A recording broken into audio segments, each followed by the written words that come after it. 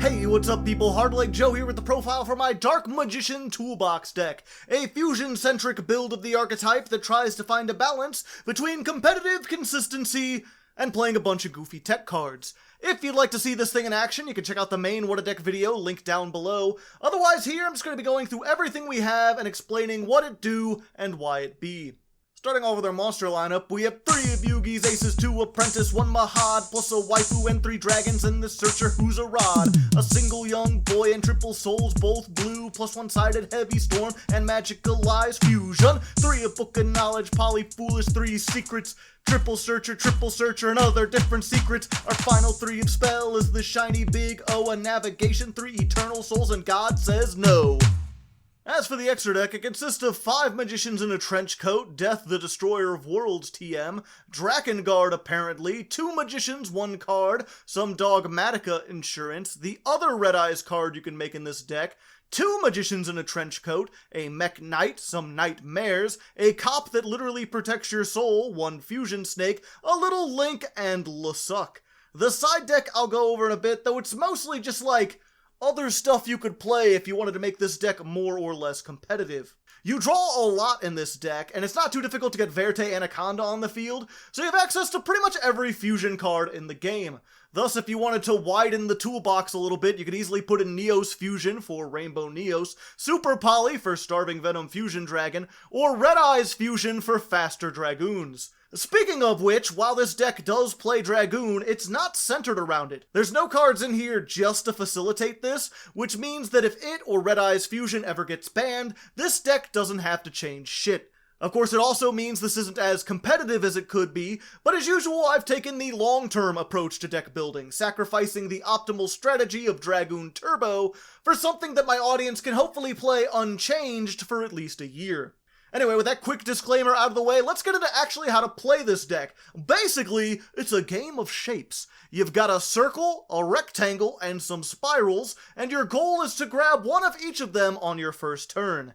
Circle lets you look at the top 3 cards of your deck, and if you find Dark Magician or a spell trap with his name on it, you can add one of those to your hand, which is why you usually want to get this first, since it can potentially get you the other 2. More importantly, while this is on the field, you get to banish a card if you summon a Dark Magician, which is really easy to do if you have the rectangle. This continuous trap says once per turn you can just summon a Dark Magician from your hand or graveyard. Also, Dark Magicians are unaffected by your opponent's card effects, which is neat. What isn't neat, though, is that if this card leaves the field, all your monsters are destroyed. That's why I highly recommend 3 Solemn Judgment, because only God can save your eternal soul. Religion aside, the last thing you want to get first turn is one of your fusion spells, which can make one of your fusion monsters. Dragoon is obviously the best. It can't be targeted or destroyed. It can discard a card to negate anything while gaining 1,000 attack in the process, and once per turn it can just blow up a monster and inflict burn equal to its attack. It's pretty strong, but you need Dark Magician and a Dragon card to make it, and we only play 1 unsearchable dragon, so sometimes you instead need to go for the Dark Magicians. This can be made with Dark Magician or his Rule 63 counterpart, along with any spellcaster monster, which is essentially all our monsters except for the Dragon Dude. This thing's effect is once per turn, if a spell trap or effect is activated, you can draw a card. Then if that card was a spell trap, you can set it to your field. And then if it was a trap or a quick play, you can activate it this turn. It's mostly just used for gaining advantage, but it is nice when you occasionally draw and then set a live Solemn Johnson during your opponent's turn. Oh, also, if this thing gets destroyed, it floats into both Dark Magician and Dark Magician Girl, which is one of the many reasons why we play her in this deck, because you need both of them for this effect, and it's excellent insurance in case your Eternal Soul gets damned. Our final first turn fusion monster is Dark Magician riding a dragon. This thing's name is Dark Magician while it's on the field or in the graveyard, which means it'll trigger your circle, and it can be revived/protected with your rectangle.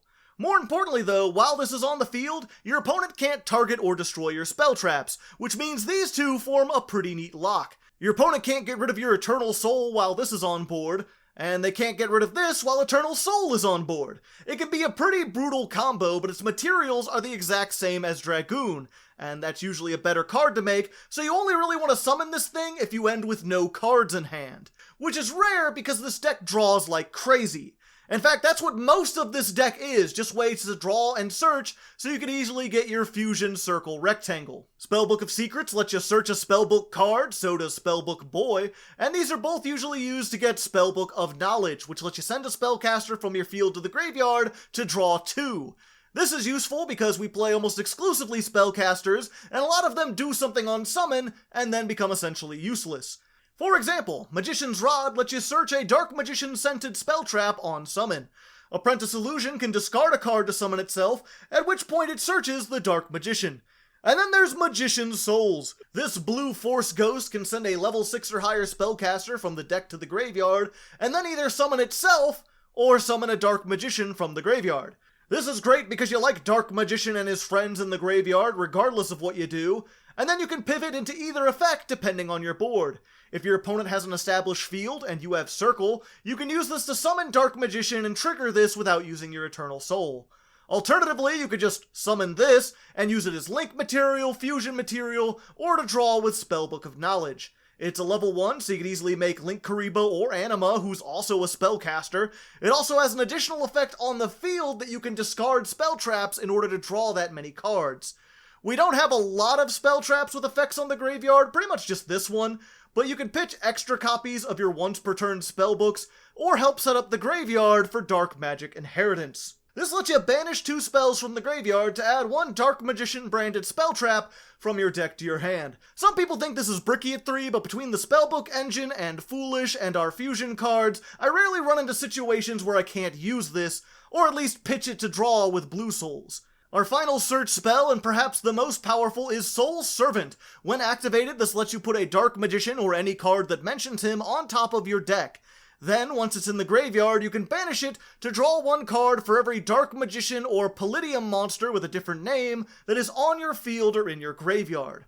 Even if you have no cards in the grave, this can still combo nicely with Circle or Knowledge or even the Dark Magicians because they allow you to draw whatever card that you stacked. If you do have a Dark Magician in the graveyard, then this essentially just becomes a search spell to get anything in the deck. Where this gets nutty is if you have Dark Magician Girl and Mahad in the graveyard, because then you can draw 3 off of this and essentially make it Sky Striker Engage, but even more plus. That's the main reason why we play these two, though they can occasionally be useful on their own. I already mentioned how running DMG allows you to float, while Mahad is mostly just a big beater. If you draw it, you can summon it from the hand, and if it attacks a dark monster, it doubles its attack. This can be useful for getting over, like, Ultimate Falcon or Crimson Nova if you happen to run into those, and if nothing else, it's another level 7 spellcaster that you can use for fusion or Ixie materials. We run a couple of rank 7s, the Red Eyes is just preference and can be replaced with anything, but I'd highly recommend Ebon Illusion Magician since it summons Dark Magicians out of the deck and helps you banish even more cards. As for the rest of the extra deck, it's mostly just up to personal choice. These 3 links can be replaced with pretty much anything you want, as can Intis, which I just play to counter all the Dogmatica variants running around right now. The only stuff I'd highly recommend is Beat Cop, because if you make her with 2 of your many dark monsters, she can put a counter on Eternal Soul that protects it, and Verte Anaconda, which can pay 2,000 life points to essentially activate a fusion card from your deck. This can allow you to fuse even if you don't draw into Poly or your dragon. It also gives you access to Magicalized Fusion, which I'd highly recommend as a one-of tech card. It lets you fusion a spellcaster by banishing the materials from your field or grave, which can let you make your first turn playmakers even if you don't have the material in your hand to do so. It's also a pretty good comeback/finisher card, since it can be used to make Quintet Magician. This is a 4,500 behemoth that can't be destroyed by card effects or tributed. It takes 5 spellcasters to make, but if you use 5 monsters with different names, you can nuke the opponent's entire field on summon. We've only got 7 main deck spellcasters, but with how much you draw and search, it's not difficult to get at least 5 of them into the grave by the second turn. Plus you can always use your fusions and stuff too, so those are an option. All that really leaves us in the main deck then is Keeper of Dragon Magic. When this is summoned, you can discard a card and add Polymerization or Magicalized Fusion from your deck to your hand. Then you can reveal a fusion in your extra deck and summon one of its named materials from the graveyard in face-down defense position, which in our case will always be the Dark Magician. Though you can't link, synchro, or Ixies with face-down monsters, you can fusion summon with them, meaning as long as you have this card, something to discard with it, and some way to get Dark Magician into the graveyard, say Magician Souls or Foolish Burial, then you can use this to make Dragoon. Or the other one, if you prefer, whatever. Oh, and I guess we also play Dark Magic Attack. This destroys all your opponent's spell traps, but only if you control Dark Magician.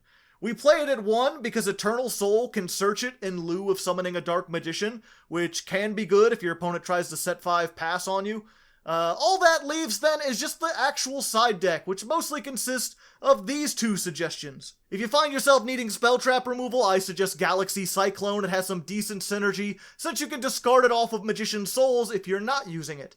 As for the evenly matched, I recommend siding this in if you know you're going second. This deck doesn't rely on attacking at all, and you already banish a bunch of stuff, so this just seems like the prime candidate for you to use. If you want to play some newer cards, though, I've heard a lot of good things about Forbidden Droplet and Triple Tactics Talent. The former helps you set up the graveyard, while the latter represents even more draw power for your deck, so maybe try checking those out if you wish. Whatever you want to do, I wish you the best of luck. If you do end up trying this out for yourself, let me know how it goes down in the comments. Regardless though, that's it for now. Thanks for watching. Remember to like the video if you liked it. Subscribe with the bell if you want to know when the full video drops. And until next time, good luck and have fun.